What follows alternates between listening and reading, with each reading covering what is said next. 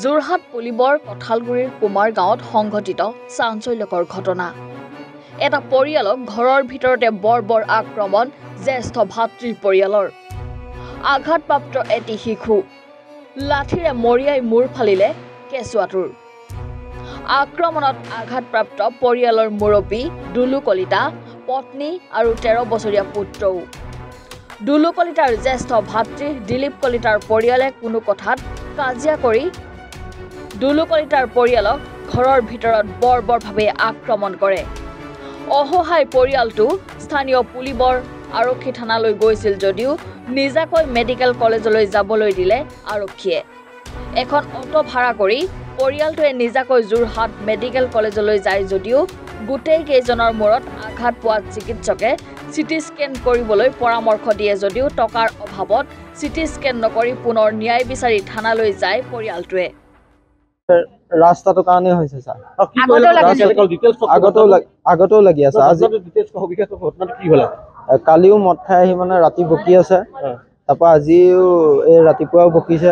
বকি মেলি এতিয়া দুপৰীয়া টাইমত মানে মই এফালে গৈছিলো, তাৰপৰা মোক ল'ৰাটো মোক মাতি আনিবলৈ গ'ল।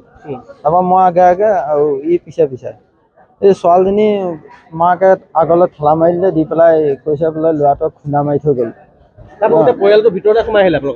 তাৰপৰা পিতেক নাছিলে, পিতেকক ফোন কৰি পেলাই মাতি পিতেক আহি পেলাই মই খৰি ফাট কাটি আছিলো, মই চন দিবই নোৱাৰিলো। তেতিয়া মানে টোপোনা মাৰিছে, মোৰ মুখ ফাটিছে। গোটেই পৰিয়ালটোকে মাৰিছে, এওঁক মাৰিছে, ল'ৰাটোক মাৰি থাকোতে মই আহি মোক ডাঙৰ লাঠি টুকুন সম্পূৰ্ণ বস্তু লৈ আহিছে লগত। আহি পেলাই প্ৰথম মানুহজনক ল'ৰাটোৱে হাতত ধৰি পেলাই হাতে ধৰিছে ডাঙৰ কাঠৰ টুকুৰা এটা, মানে 4 হাত মান দীঘল বেগেনমান বহল। সেই কাঠৰ টুকুৰাটোৱে মানুহজনক ধৰি লৈ এৰিব নোৱাৰাকে তেখেতৰ মাথা ফালিলে। মই কণমানিটো কোচত লৈ আছিলো, কণমানিটো মই বুজাবলৈ গৈছিলো। যাওঁতে সি মোক কাপোৰ কানি ফালি দিছে গা পা, মানে বাচ্চা গাখীৰ খাই আছিলে, টানি নিছে। সি টানি নি বাপেক আহিছে লগত।